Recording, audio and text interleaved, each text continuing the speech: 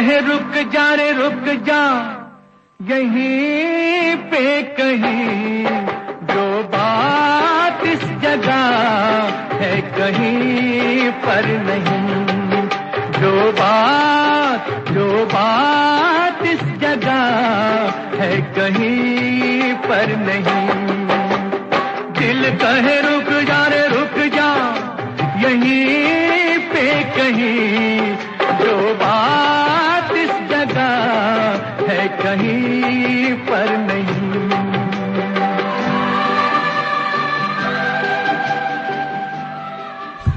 101 FM पर मैं हूं भानु पुरोहित। प्रोग्राम है डॉक्टर महेंद्र पटवा, FM पैरेसिया। हमारे साथ है doctor Charu Khatri, physiotherapist.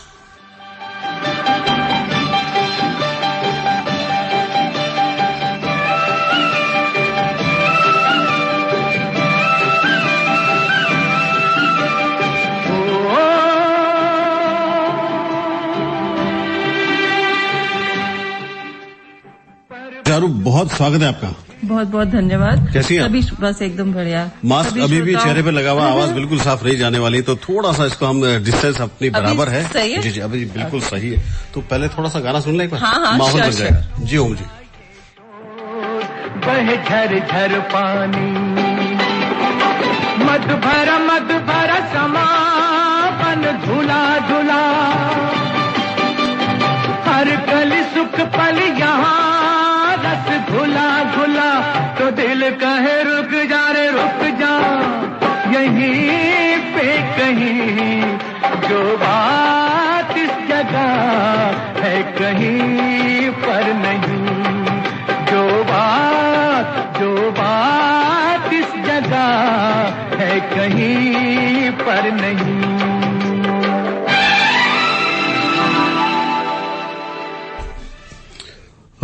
Doctor साहब, स्वागत आपका। उसके बाद ये कि फिजियोथेरेपी है क्या? बड़ा कंफ्यूजन रहता है इसमें। कुछ लोग कहते हैं सेक इसमें नहीं होता, कुछ कहते हैं सिर्फ हाथ पांव हिला के फिजियो हो जाती है, और कुछ कहते हैं ब्रीदिंग इसमें शामिल है। तो पहले डेफिनेशन जानना चाहते हैं। फिजियोथेरेपिस्ट एक्चुअली होता ये एक अलग फील्ड है। बिल्कुल, जो मेडिकल फील्ड में जैसे हम डेंटिस्ट कहते हैं, आयुर्वेदिक, ऐसे एक बिल्कुल एकदम डिफरेंट फील्ड है, जिसके अंदर हम जो भी बीमारियां होती हैं उसको हम चाहे फिजिकली, चाहे हम इलेक्ट्रोथेरेपी ले ले, किसी तरह प्रकार के सेक करें, उनसे हम उन बीमारियों को कम कर सकते हैं। और उसके साथ साथ आजकल नया ट्रेंड है कि हम बीमारियों होने से प्रिवेंट करें, कि भी वो बीमारी हो ही नहीं हमें, उससे पहले तैयारी कर ले, पहले ही तैयारी कर ले। जैसे, और आजकल ये इतनी फील्ड बहुत बड़ी हो गई है। पहले तो सिर्फ ये होता था कि भाई हाथ पैर हिलाया, ठीक है भाई, कसरत करा, एंड दैट इज फिजियोथेरेपिस्ट। तो ऐसा नहीं है। आजकल बहुत ज्यादा हमारी लाइफस्टाइल ऐसी हो गई है कि हमारे को बहुत सारी लाइफस्टाइल डिजीजेज होने लग गई है, जैसे बैक एक हुआ, सर्वाइकल हुआ। बिल्कुल सही। तो ये सब हमारी लाइफस्टाइल डिजीजेज है, और आजकल फिजियोथेरेपिस्ट इन सब चीजों को प्रिवेंट करने के लिए, भाई हमारे को हो ही नहीं, जी बिल्कुल, प्रिवेंटिव मेजर्स पे ज्यादा फोकस करते हैं। हम खुद को ऐसा बना लें, इम्यूनिटी ऐसे हो जाए। हाँ, हमारा बॉडी को हम इस तरीके से, चाहे फिजिकली हम इस तरीके से ढाले कि हमारे को चीज हो ही नहीं। पहले तो हुआ ये करता था कि भाई किसी को फ्रैक्चर हुआ है तभी फिजियोथेरेपिस्ट से किसी को लकवा हो गया तो ही फिजियोथेरेपी। अब आजकल क्या हो गया, फिजियोथेरेपी में भी पहले तो सिर्फ एक्चुअली मैं बताना चाहूंगी कि फिजियोथेरेपी में बैचलर्स डिग्री होती है, दैट इज ऑफ 4.5 साल की। अच्छा। उसके बाद अब आजकल, पहले सिर्फ यही होता था, आजकल मास्टर्स होती है। उसके बाद उसमें वो अब अलग अलग फील्ड्स हो गई। आप गायनी में भी मास्टर्स कर सकते हैं, में भी स्पेशलाइजेशन अलग अलग होता है। आप ऑर्थोपेडिक्स में कर सकते हैं, न्यूरोलॉजी में कर सकते हैं, रेस्पिरेटरी, चेस्ट होता है, आईसीयू में फिजियोथेरेपिस्ट की ट्रेनिंग्स अलग होती हैं, वो मास्टर्स अलग होते हैं। स्पोर्ट्स में जो होते हैं वो अलग होते हैं, हर फील्ड में। हाँ, तो आप कभी भी देखेंगे क्रिकेट टीम के साथ हमेशा उनका एक फिजियोथेरेपिस्ट साथ में होता है। जी। क्यों? क्योंकि वो एक्यूट इंजरी हुई, उसके बाद उसको खेलना तो है ही है, तो वो 2 घंटे उसको मैच को कैसे कंटिन्यू रख सकता है? फिजियोथेरेपिस्ट का बहुत बड़ा रोल प्ले करता है, उसको तुरंत रिलीफ कैसे मिले तो, और वो खेल सके। जी, मतलब देखे ना, इतने आपने तो उत्सुकता जगा दी थी कि इसमें न्यूरो में भी फिजियोथेरेपिस्ट होता है, जेरियाट्रिक में भी। आजकल ओल्ड एज में इतनी सारी चीजें होती है, तो जेरियाट्रिक रिहेबिलिटेशन भी एक अलग फील्ड आया है नया।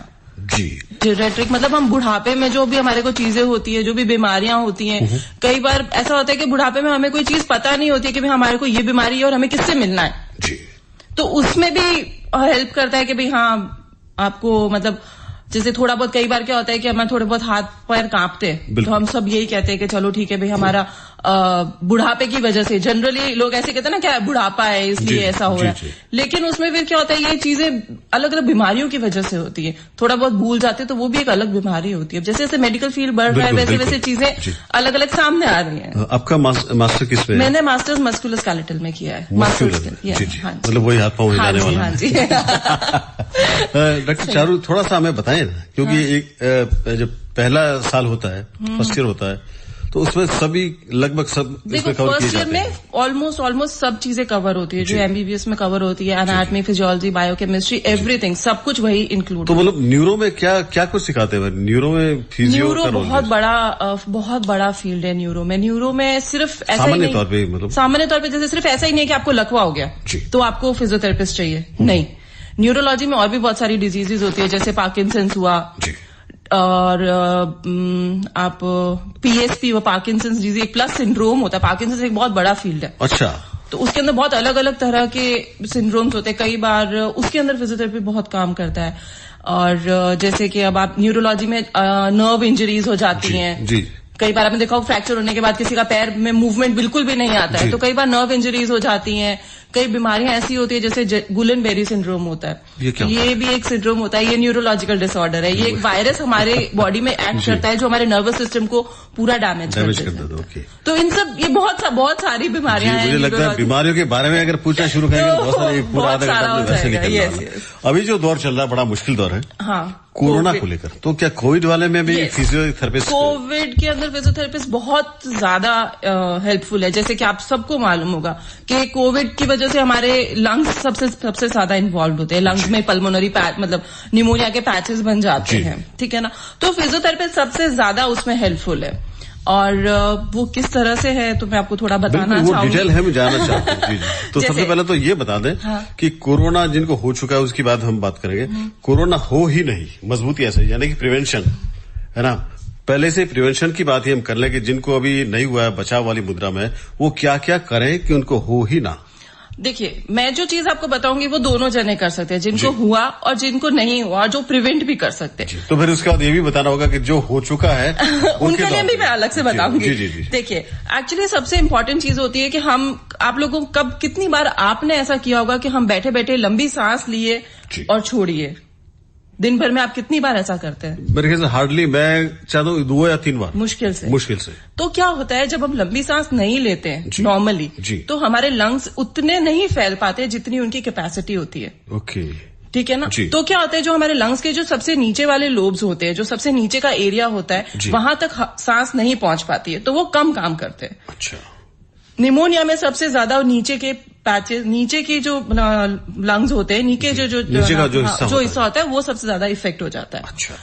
तो सबसे इम्पोर्टेंट ये है कि आप उस हिस्से को बहुत अच्छे से डेवलप कर लो, तो आपको वो प्रॉब्लम होगी ही नहीं। अगर उस हिस्से की बहुत अच्छी आप कैपेसिटी बढ़ा देंगे, आप उसको बहुत स्ट्रांग कर देंगे, तो आपको वो प्रॉब्लम होगी ही नहीं।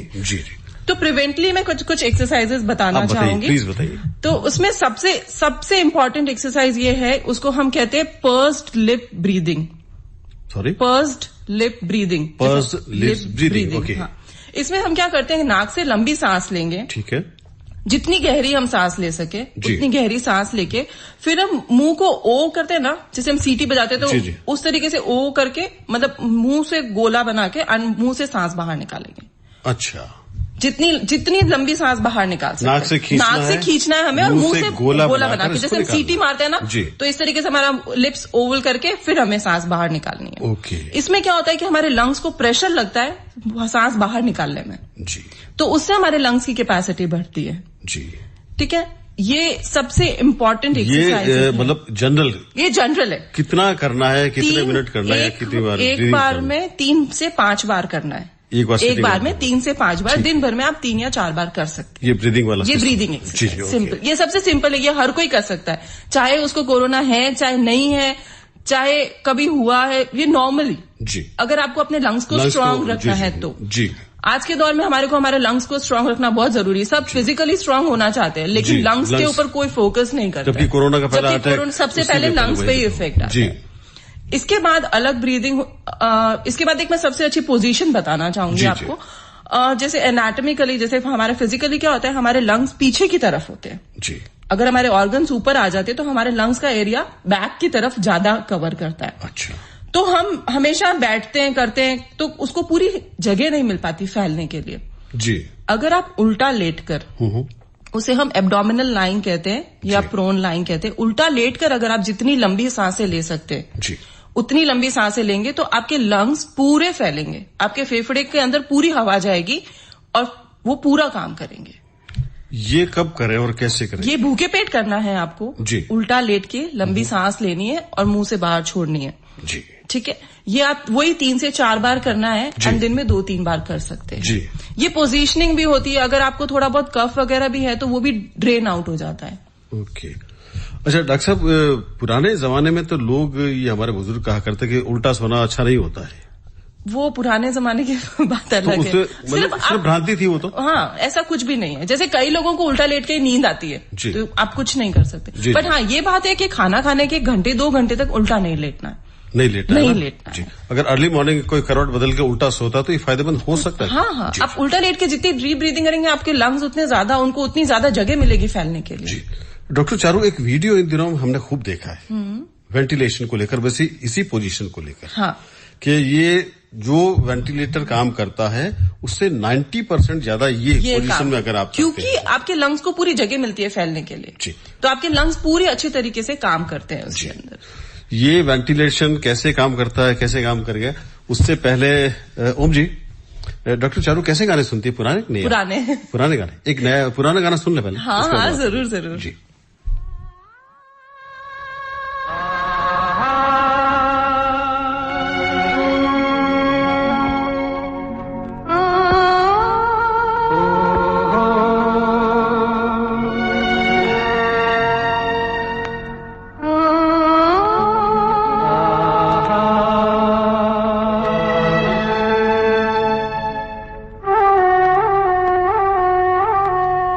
लुटे कोई मन का नगर बन के मेरा साथी, लुटे कोई मन का नगर बन के मेरा साथी। कौन है वो अपनों में कभी ऐसा कहीं होता है, ये तो बड़ा धोखा है। लुटे कोई मन का नगर बन के मेरा साथी।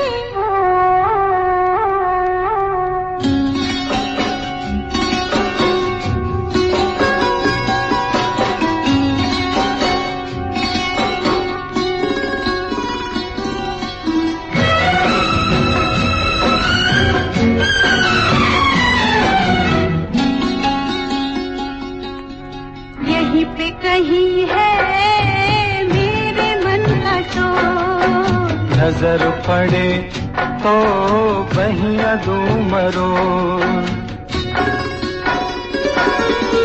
यहीं पे कहीं है मेरे मन का शोर, नजर पड़े तो बहिया दूं मरोड़। जाने दो जैसे तुम प्यारे हो, वो भी मुझे प्यारा है, जीने का सहारा है। देखो जी तुम्हारी यही बत्तियां मुझको है तड़पाती, लुटे कोई मन का नगर, लुटे कोई मन का नगर बन के मेरा साथी।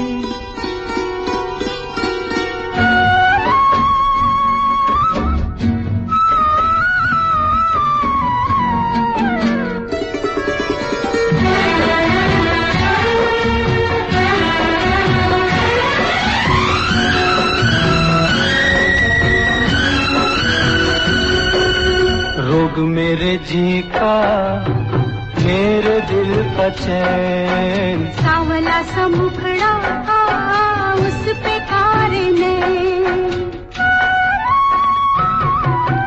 रोग मेरे जी का, मेरे दिल का चैन, सावला सा मुखड़ा उस पे कारने। ऐसे को रोके अब कौन भला, दिल से जो प्यारी है सजनी हमारी है। कहाँ करूँ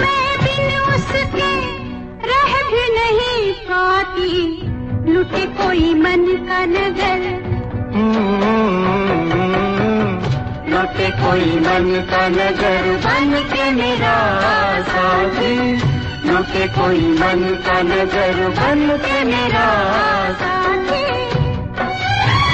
साथी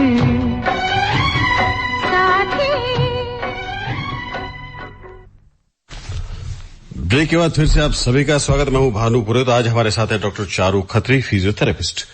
कोरोना को लेकर बातचीत कर रहे हैं हम लोग, और इससे पहले म्यूजिकल ब्रेक से पहले हम बात कर रहे थे वेंटिलेशन की, जो नेचुरल वेंटिलेशन कैसे कर सकते हैं हम, उसके बारे में। तो जैसा कि आप लोगों ने, भानु जी ने बताया कि आप लोगों ने कई वीडियोस ऐसे देखे होंगे जिसमें पेशेंट्स वेंटिलेशन पे है एंड वो उल्टा लेटा हुआ है जी। तो कई बार लोगों को ऐसा लगता है कि ये पोजीशन क्यों जी। जैसा कि मैंने बताया कि हमारे लंग्स के जो मेजर लोब्स हैं वो हमारे पीछे की तरफ होते हैं, बैक ऑफ हमारी रिब्स के साइड में। तो जब भी हम उल्टा लेते हैं उसमें भी एक पोजीशंस होती हैं उल्टा लेटने की। स्पेशली मैं वेंटिलेशन का जैसे आपने बोला तो मैं बताती हूँ। उसमें हम हमारे पेट, उसे हम कहते हैं, सबसे पहले तो हम उसे कहते हैं बेली स्लीपिंग। बेली यानी कि पेट के बल सोना, बेली स्लीपिंग। जी जी। तो उसमें हम क्या करते हैं, एक पिलो हम हमारे पेट के नीचे रखते हैं जी, जिससे क्या होता है कि हमारे लंग्स बिल्कुल फ्री हो जाते हैं। जितनी लंबी आप सांस लेंगे तो आपके लंग्स के लोअर लोब्स तक, सबसे नीचे के हिस्से तक ऑक्सीजन पूरी मिलेगी, यानी कि लंग्स पूरे फूलेंगे। ठीक है ना, क्योंकि हम दिन भर क्या होता है, हम लोग बैठे रहते हैं। आपने कितनी बार देखा होगा कि हमारी कमर के उधर से हमारी पीछे की पसलियां कितनी फैलती हैं? जी बिल्कुल नहीं। और हम कितना उल्टा लेटते हैं? बिल्कुल नहीं। तो जितना हम उल्टा लेटेंगे, जितना हम उल्टा लेट के ब्रीदिंग करेंगे, हमारे लंग्स की फंक्शनिंग और अच्छी इंप्रूव होगी। जी। दिन भर में बहुत ज्यादा करने की जरूरत नहीं है। कोई भी एक्सरसाइज आप ब्रीदिंग एक्सरसाइज करें, 3 से 5 रिपीटेशंस एंड दिन में 3 से 4 बार, बस इतना अगर आप रेगुलर बेसिस पे कर लेंगे तो आप कोरोना होने से भी उसे प्रिवेंट कर सकते हो। और अगर आपको कोरोना हो चुका है तो भी आप अपने लंग्स को, कैपेसिटी को या उसकी स्ट्रेंथ को इंक्रीज कर सकते हैं। जिसको कोरोना चल रहा है या क्वारंटाइन जो है, या अभी क्वारंटाइन है, भाई किसी को कोई सिम्टम्स नहीं है। कई बार ऐसा होता है जैसे कि आजकल आप लोगों ने सुना होगा कि एक बार हुआ तब तक कोई सिम्टम्स नहीं थे, लेकिन दोबारा से हो गया रिकरेंट कोविड एंड उसके अंदर बहुत ज्यादा प्रॉब्लम हो गई। और अगर आपको सिम्टम्स नहीं भी हैं तो भी अगर आप ब्रीदिंग एक्सरसाइज रेगुलर बेसिस पे करेंगे तो आने वाले टाइम के लिए अच्छा रहेगा। जी डॉक्टर साहब, ये उल्टा लेटने पर कुछ तकिए का इस्तेमाल, जो पिलो का इस्तेमाल भी किया जा सकता है ना? जैसे मैंने बताया ना कि पेट के नीचे आप एक पिलो रख सकते हैं। जी ठीक है ना, और पैर के नीचे, घुटने के नीचे भी आप एक पिलो रख सकते हैं। मतलब यहाँ रख के फिर सांस खींचने की कोशिश। हाँ। अच्छा, वो कब इस्तेमाल करें? ये वो ज्यादातर एक्चुअली थोड़ा ज्यादा अगर आपको ब्रीदिंग में इश्यूज होता है या आप आईसीयू वगैरह में होते हैं तो वो उस टाइम काम आता है। लेकिन अगर आप घर पर हैं नॉर्मली तो आप नॉर्मली उल्टा लेट के भी कर सकते हैं। अगर आप चाहें तो पेट के नीचे एक तकिया रख के फिर उसके ऊपर भी उल्टा लेट के कर सकते हैं जी। लेकिन अगर आप सिंपल उल्टा लेट के भी करेंगे तो भी वो बहुत इफेक्टिव होगा जी। ब्रीदिंग एक्सरसाइज आप और बताने वाले थे, लेकिन उससे पहले मैं 2 टेलीफोन नंबर बताना चाहता हूँ हमारे श्रोताओं को। वो हमें अगर इस संबंध में कोई प्रॉब्लम पूछना चाहें डॉक्टर चारू खत्री से तो पूछ सकते हैं। 2555-952 और 2555-972 पे टेलीफोन आप हमें कर सकते हैं। और डॉक्टर चारू खत्री फिजियोथेरेपिस्ट हमारे साथ हैं, उनसे पूछ सकते हैं फिजियो के बारे में कुछ भी बातें। जी बताइए एक्सरसाइजेस। तो एक तो एक्सरसाइज जो हमने सबसे पहले सीखी, पर्स लिप, जिसमें हमें नाक से सांस लेनी है और मुंह से बाहर निकालनी है जी। ठीक है, उसके बाद हमने पोजीशन डिस्कस कर ली कि हमें उल्टा लेटना है जी। अब जो हम 2 एक्सरसाइज में आपको बताती हूँ, एक तो है थोरेसिक ब्रीदिंग और दूसरा है एब्डोमिनल ब्रीदिंग। ये दोनों अलग अलग चीजें हैं। थोरेसिक ब्रीदिंग में क्या करते हैं, हम हमारे जो दोनों हाथ हैं सर के ऊपर रखेंगे। अच्छा। या गर्दन के पीछे जी। ठीक है, एंड फिर हम नाक से लंबी सांस लेंगे और हमारी छाती को पूरा फुलाने की कोशिश करेंगे जी।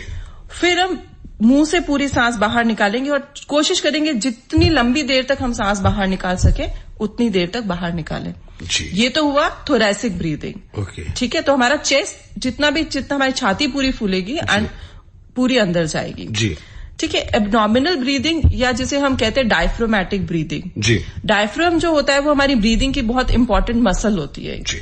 ठीक है ना, तो उसको भी स्ट्रॉन्ग करना, स्ट्रेंथन करना बहुत इंपॉर्टेंट है इस सिचुएशन में जी। तो इसमें क्या करते हैं, हम हमारा एक हाथ हमारे पेट के ऊपर रखते हैं। ठीक है, नाक से लंबी सांस लेंगे हम और कोशिश करेंगे हम हमारा पेट जितना फुला सकते हैं।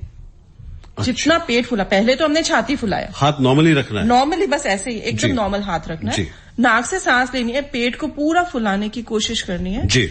एंड फिर मुंह से बाहर निकालना है धीरे जी। धीरे। एक टेलीफोन आया, देखिए बात करें हम, कौन है? हेलो हेलो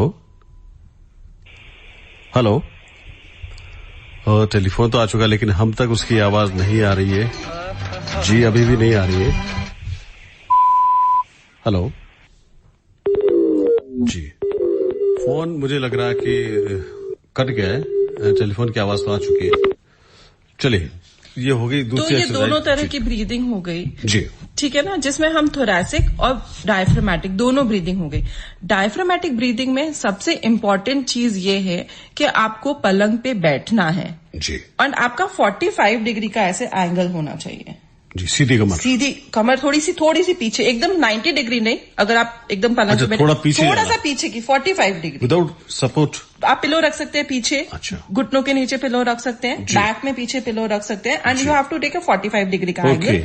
उसके बाद आप आराम से पेट के ऊपर हाथ रखें, लंबी सांस लें, और उससे क्या होता है कि आपकी जो आपके ऑर्गन्स होते हैं ना, पेट में लीवर वगैरह थोड़ा सा नीचे रहता है और थोड़ा एक्सपेंशन अच्छा मिलता है लंग्स को। अच्छा। लंग्स हमेशा दो तरह से फैलते हैं, एक तो साइड से और एक नीचे की तरफ, एक तो विड्थ वाइज है, एक लेंथ वाइज जी। तो थोरैसिक ब्रीदिंग में करेंगे तो हमारे लंग्स का साइड का एक्सपेंशन होगा जी, और अगर हम एब्डोमिनल ब्रीदिंग करेंगे तो फिर हम लंबा उसको कर सकते हैं। हेलो। हाँ नमस्कार जी। हेलो। हाँ नमस्कार जी, अभी भी कनेक्टिविटी नहीं है बराबर। हेलो। हाँ जी नमस्कार।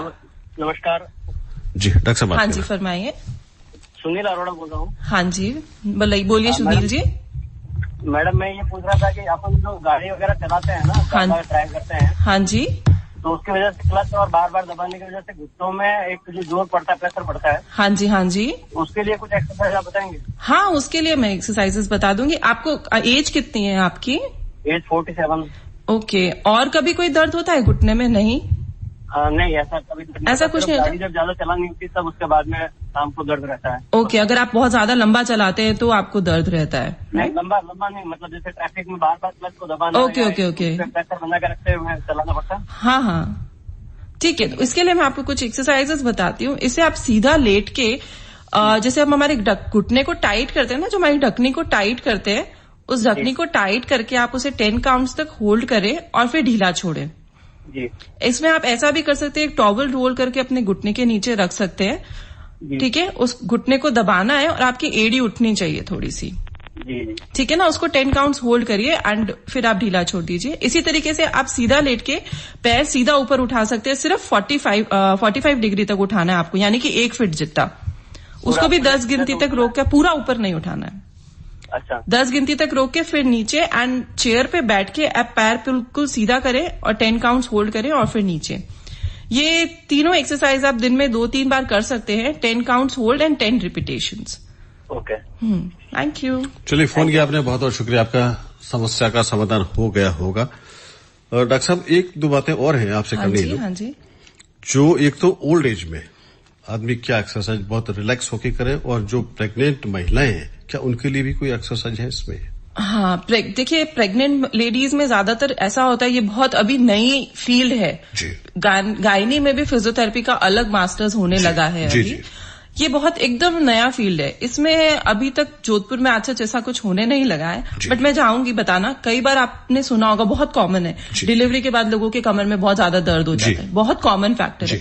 ये इसलिए होता है क्योंकि बेबी का वेट इतना होता है और आपकी कमर के ऊपर सीधा स्ट्रेन पड़ता है। अगर आप शुरू से ही कमर के लिए कुछ एक्सरसाइजेस करें तो ये फ्यूचर में आगे जाके डिलीवरी के बाद आपको ये सब प्रॉब्लम्स नहीं होती हैं जी। पहले से ही शुरू कर दे, ताकि आपकी मसल्स इतनी स्ट्रांग रहती है कि आप बेबी का वेट वगैरह लेने करने में तो कमर पे सीधा, उससे क्या होता है, हमारी बॉडी का पूरा एंगल चेंज हो जाता है जी। तो सीधा बैक पे स्ट्रेन पड़ता है। अगर आप शुरू से ही एक्सरसाइजेस कुछ करें, ज्यादातर लोग ऐसा सोचते हैं कि प्रेगनेंसी में किसी तरह की कोई एक्सरसाइज नहीं करनी चाहिए, बट आजकल का नया ट्रेंड है, आप जितनी एक्सरसाइज करेंगे, जितना बॉडी को एक्टिव रखेंगे, आपकी नॉर्मल डिलीवरी के चांसेस बढ़ते जी। पुराने जमाने की मुझे याद आ रही बात के भाई ये कि उनको जितना काम करेंगे, तो आपकी क्या होता है, हाँ, आजकल तो 8th मंथ के बाद 9th मंथ लगते ही ज्यादातर मतलब है ना बटरफ्लाई, जो बाबा रामदेव कहते हैं ना, इस तरह से बटरफ्लाई, स्क्वैटिंग, डीप ब्रीदिंग और कंट्रैक्शन। शायद एक फोन आप। हाँ जी प्लीज।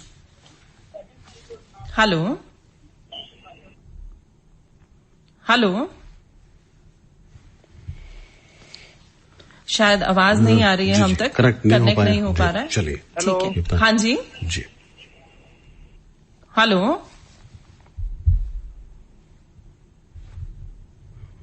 आवाज आ रही है आपको? नहीं आ रही है।